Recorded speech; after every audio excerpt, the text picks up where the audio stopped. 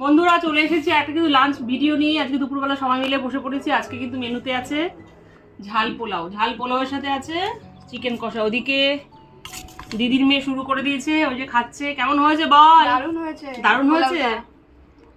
আচ্ছা, এদিকে দিদি বসে গেছে। এই দেখো চিকেন পড়ে গেল পাতে, একটু গ্রেভিও দিয়ে দিলাম। নাও বন্ধুরা, মেনুতে কিন্তু আরো অনেক কিছু আছে যেটা পোলাওর সাথে একদমই যাবে না। এদিকে যেমন আছে শুটকি মাছ, তারপরে আছে চাল কুমড়ো শাক, এদিকে আছে ভোলা মাছ করেছি সর্ষে বাটা দিয়ে। যেহেতু সবাই পোলাও খাচ্ছে, আমিও নিয়েছি। আজকে কিন্তু ঝাল পোলাও, অনেকদিন পর না বন্ধুরা ঝাল পোলাও করলাম। আমি একটু চিকেন নিয়ে নিলাম, সাথে একটু গ্রেভিও নিলাম।